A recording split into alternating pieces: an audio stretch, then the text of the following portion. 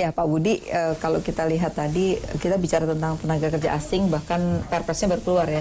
Sebenarnya kalau dari sisi Apindo, mungkin Apindo kan juga lihat ada PMA juga ya. Sejauh mana sih memang kebutuhan tenaga kerja asing saat ini gitu ya, sehingga kok sampai segitu urgennya sih gitu loh. Apakah memang PMA itu kelihatannya pengen bawa paket Pak? Ya pesinnya dari sana, orangnya dari sana gitu. Itu kan ya pasti keinginan investor. Nah, apakah kita mengakomodasi? Karena kalau kita lihat di negara lain tidak selus daripada negara kita yang memudah sekali untuk memasukkan tenaga kerja asing. Apa pendapatnya Pak Budi? Ya, pertama mungkin kita harus sadari kalau sekarang rame ini sebetulnya kita ini bagian masyarakat ekonomi ASEAN yang sudah mengatakan boleh terjadi pertukaran sumber daya manusia tanpa boleh ada hambatan. Sehingga di satu sisi kita harus refleksi untuk lebih membangun orang yang lebih kompeten. Kedua, saya kok selalu mau pakai data dan jujur saya tidak tahu datanya. Apakah memang kemudian serbuan tenaga asing ini sudah begitu luar biasa atau sebetulnya 10.000 dari puluhan juta tenaga kerja kita, tapi kemudian diangkat menjadi ini. Nah, saya tidak mau komentar. Tapi begini, buat pengusaha sederhana kok. Ya, kalau tadi Bu Afi kemudian ada sinyalir bahwa orang dibayar 3 kali lipat, 4 kali lipat. Betul. Saya sederhana. Kalau ngapain kita bayar orang lebih mahal? Kan begitu. Itu yang pertama. Yang kedua, kami di Apindo punya begitu banyak pengusaha yang juga punya semangat nasionalisme yang tinggi.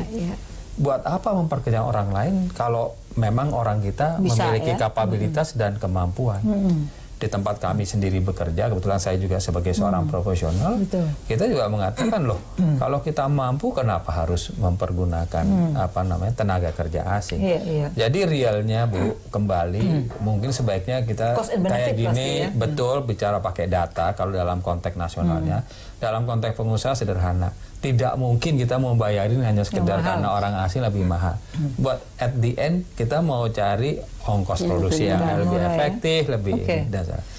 Tapi kalau kemudian produktivitas dari orang tersebut bisa 4 kali, 5 kali lipat, kemudian gitu ya. Harganya 2 kali, ya kita mikir-mikir juga. Tapi kalau just sekedar tenaga kerja asing kemudian ini rasanya kok enggak begitu ya. Dan di banyak perusahaan termasuk di grup-grup kami itu tenaga kerja asingnya juga masih sangat terbatas. Terbatas ya? Iya. Oke, Bu Nina, ini kan sekarang kalau kita melihat tadi dikatakan bahwa ya kalau memang 3 kali lipat hitung-hitung dulu gitu. Tapi kan sekarang PMA itu kalau kita lihat nuansanya dia pengen paket nih gitu, karena di negara-negara lain juga sedang mengalami pengangguran yang tinggi kan. Mereka juga punya policy-policy kaitannya dengan insentif pajak apabila perusahaan itu bisa membawa tenaga kerja keluar. Nah ini kan juga harus kita sadari gitu, itu yang pertama.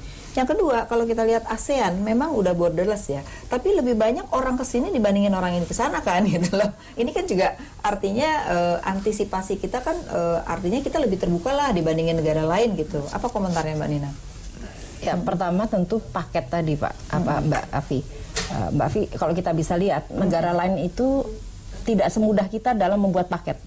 Jadi biasanya uangnya diterima, mesinnya diterima, tetapi tidak tenaga kerja kasarnya. Jadi kita kaget waktu mendengar statement dari para pejabat, sebetulnya kalau saya dari sisi akademisi, kok beda ya sama di Amerika Serikat yang membuat border tinggi, atau Jepang yang mengatakan hanya boleh magang. Kok kita membuka lebar satu paket di mana buruh di dalam pabrik atau di dalam paket infrastruktur, pekerjaan infrastruktur ada buruh asingnya.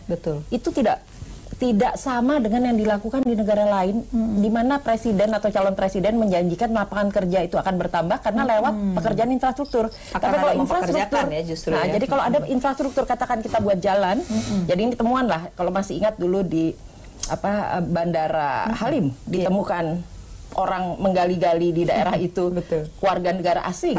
Kita shock. Tapi lalu ternyata memang paket, loh tambah shock. Karena itu paket infrastruktur di daerah national security sebetulnya. Jadi ada kekhawatiran dua di sini. Satu, lapangan pekerjaan yang disediakan untuk orang Indonesia diambil asing karena paketnya paket bentuk hutang atau investasi. Yang satu lagi adalah, loh kalau kita lihat-lihat pekerjaannya itu bukan pekerjaan sulit. Jadi apa yang mau dikatakan ada jabatan tertentu bisa di situ gitu kan, pekerjaannya menggali-gali sesuatu gitu ya. Jadi pertanyaan kita tuh, Jadi yang ditemukan Ombudsman ini yang rata-rata sebetulnya, ya? Tetapi yang spesifik dalam bentuk paket-paket ini tampaknya sudah akan mulai jatuh ke proyek-proyek yang sifatnya APBN. Betul. Ya, Itu jadi memang bukan sudah ke proyek kelihatan. swasta yang tadi dijelaskan Pak Budi. Karena tahun ini pemerintah akan juga melelang proyek-proyek yang modelnya multi years. Jadi mereka membiayai semua dulu, nanti baru bayar. Nah, ini otomatis mereka menggunakan paket itu, Bu Nina. Justru itulah yang menjadi titik lemah dari bagaimana Indonesia kok membuka dalam bentuk paket yang mengharapkan investasi masuk seiring dengan tenaga kerja asing masuk pada level kualitas yang orang Indonesia bisa kerja itu. Betul. Jadi ini bersaingnya itu dari satu paket kontrak. Iya, benar. Ya. Nah, itu gimana Bu kalau paketnya satu lagi saya harus jelaskan di dalam paket itu biasanya kalau kita ada paket hutang atau paket kegiatan itu nanti ada perbedaan national gaji nasional sama gaji internasional. Diskriminasi dilakukan berdasarkan kewarganegaraan. Betul. Jadi bukan berdasarkan. Jadi tadi temuan Ombudsman itu ada sudah pula dia warga negara asing gaji supirnya 3 kali lipat dari standar gaji orang domestik gitu. Itu temuan yang sebetulnya hanya gunung es dari paket. Ini kan ada paket-paket lalu disampel gitu. Ketemu. Nah, tapi kalau kita telusuri kan sebetulnya kita tinggal cek itu nggak cocok sama ini dong kalau itu dengan jadi kerjaan dong. Lalu di Perpres itu memang dikatakan ada jabatan bisa dibuka, tapi kan jabatannya bukan jabatan supir yang kita nggak punya nilai tambah kan, harusnya tenaga ahli yang katakanlah kita nggak punya lah. Isunya gini, bahkan ini isu yang di satu sisi lagi tenaga ahlinya bisa kualitas tinggi begitu kan. Oke, tapi kalau kita lihat itu ada national consultant, ada international consultant. Betul. Kita lihat kualifikasi di Indonesia itu memisahkan karena kewarganegaraan. Kewarganegaraan Indonesia jobnya ya. Bukan karena kualifikasi. Jadi kalau saya bekerja sebagai profesor atau researcher di Amerika, itu gaji warga negara Amerika dengan gaji yang dia rekrut dari Jepang, Indonesia, China itu sama. Loh di Indonesia enggak, karena dia national consultant gajinya katakanlah $5.000, kalau dia international consultant maksimum ini dia bisa 10, 20, 30 ribu per bulan. Jadi ada yang jadi itu di dalam ya, di dalam kontrak. Jadi kontrak yang sifatnya technical assistant. Jadi dengan kata lain harus diawasin dong kalau gitu Bu. Jadi ini diskriminasi berdasarkan warga negara. Isu yang sama gimana nih Bu? Sebenarnya begini Bu. Jabatan tertentu tadi tentunya sama di Perpres 20 juga tidak pernah mengatur untuk jabatan-jabatan di low skill. Itu tidak ada. Jabatan tertentu yang boleh diduduki oleh tenaga kerja tentunya itu ada jabatan-jabatan skill, dan itu pun kita bahas dengan sektor karena sektor yang lebih tahu, misalkan di sektor konstruksi gitu kan. Nah ini peta pasar kerja kita ada di mana ini, ada di level jabatan apa gitu ya. Kemudian level jabatan itu yang tidak mampu itu pun yang hanya tapi mampu diduduki oleh TKA. Kan paket pun sama Ibu, paket boleh Bu, bukan tidak berarti bahwa si pemberi kerja tidak si investor tadi tidak boleh mendatangkan tenaga kerja asing, bukan. Tetapi juga bukan berarti semua tenaga kerja asing yang masuk di level apapun boleh. Itu tidak juga. Masalah pengawasan.